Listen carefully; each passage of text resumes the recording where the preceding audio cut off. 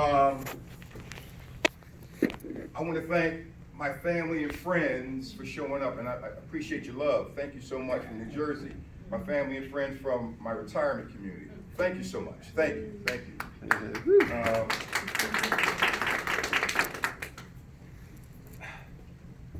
I lived overseas for 35 years, 40 years, but yeah, anyway. I've been to about 15 to 16 different countries. Loved it over there. But let me tell you something. There is no place like the United States of America. Amen.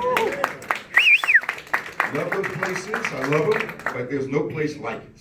Okay? Any place I've been. So, I'm going to start out with a question. Because I just want to kind of give you some food for thought. And the question is, especially for our young people, the question is, what does right look like for you? They say down in Louisiana, you got to say it 3 times before people understand it. What does right look like for you? What does right look like for you? So, after retiring, as Isaiah said, after retiring, I've trained, coached, and mentored throughout my career. Thank God I had a seat at some tables and in some rooms. And I was blessed to be able to train, coach, and mentor and bring folk up, right? And one of them said, hey, sir, you need to write some of this stuff down. I'm going to have somebody follow you and capture some of this stuff. So, as you heard from my bio, it's a lot of stuff, but what it means is I was really busy and active in a lot of stuff. That's what it means, okay? So after retiring, 27 months this month, right? Landed on the ground and I said, well, let me check out my area. And I probably went about a 100-mile radius just to see if I can find the stuff that I like to do.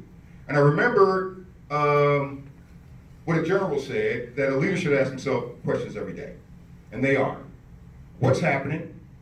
What's not happening? What can I do to influence change? So that's the way I've always operated throughout my professional career. I walk in, what's happening? Oh, that's happening pretty good. What's not happening? Oh, this is what I can do to influence change. So throughout my travels, what I found was there were all kinds of pockets of goodness. All kinds of pockets of goodness. I saw what was happening. I saw what wasn't happening. And the way I influenced change was create my own foundation, which is called Land on Your Feet. And it's about training, coaching, and mentoring, right? But it's also a way for me to get back to those communities in society, because it's been said, well, why aren't people nicer to each other? Well, I'm a person. Why don't people just get involved and do this? Well, we or they. Guess what they're saying about us? Them up there. Well, we're here. And I appreciate what you do, and ma'am, I appreciate what you do, but those are those pockets of goodness I was talking about. So that's why I created this thing called Land on Your Feet. Because if you can think, I might have went out. If you can think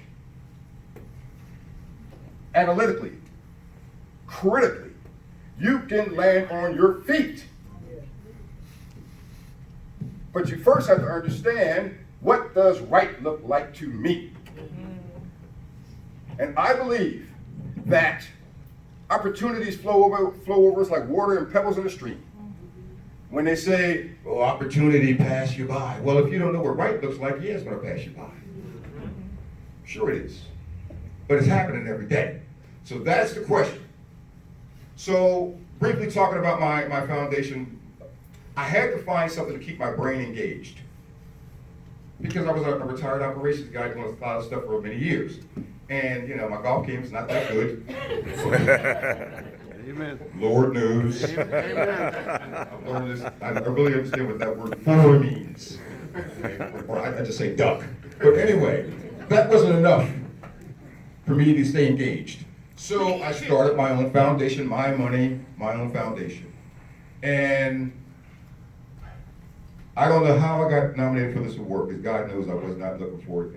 And like you said, ma'am, when Luther called me, my folks, people who know me know that I am rarely speechless.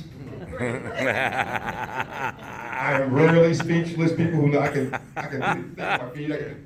But I just said, I stuttered. I'm like, what? So I just finally had to learn to say thank you. Thank you.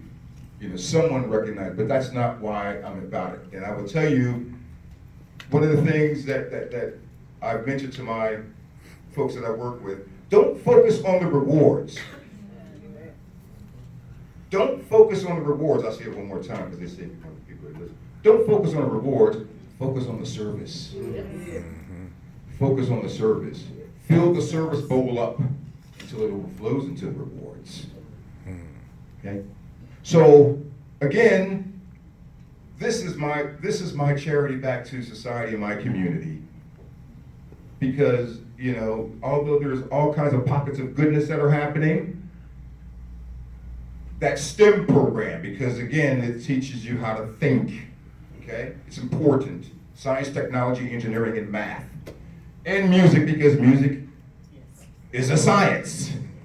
What you create after that, it becomes an art.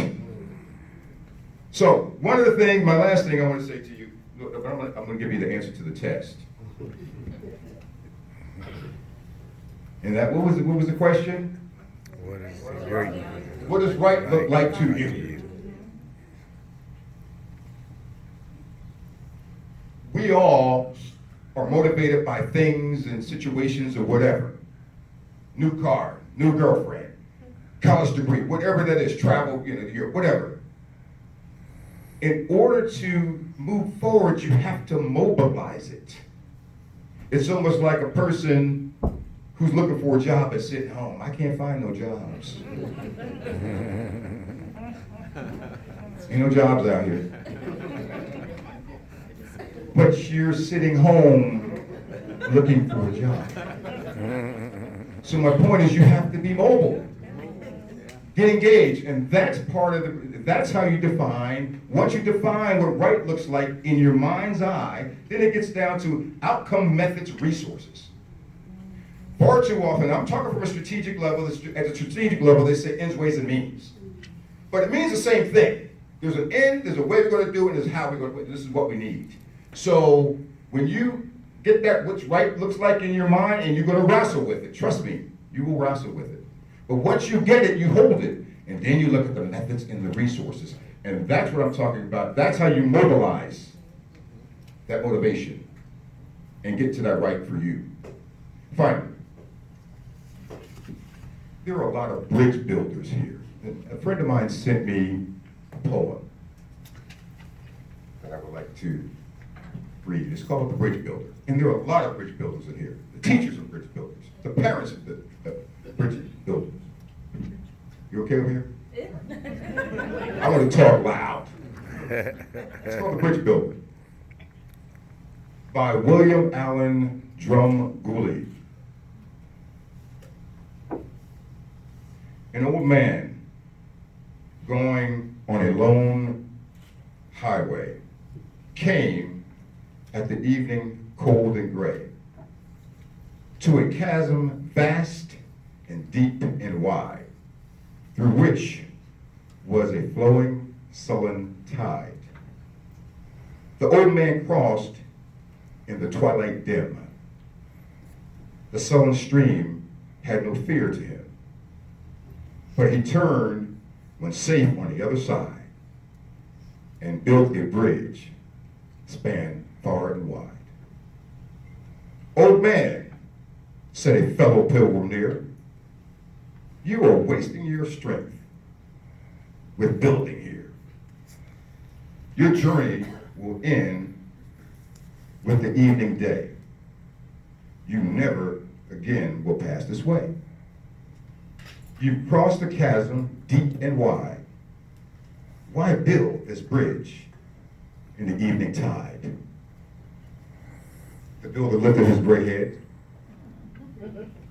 Good friend, in the path I have come, he said, there followed after me today a youth whose feet must pass this way.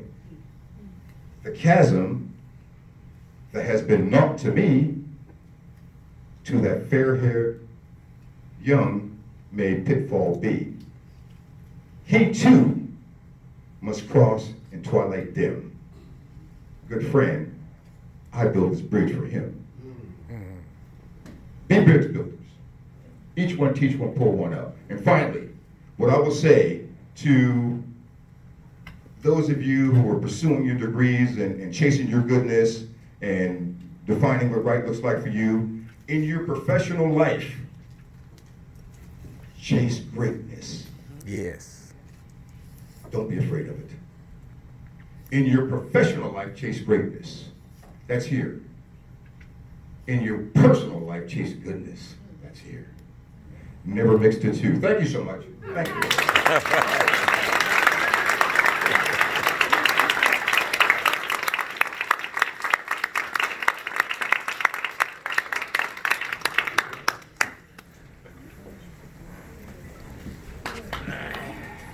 Well done. Thank you.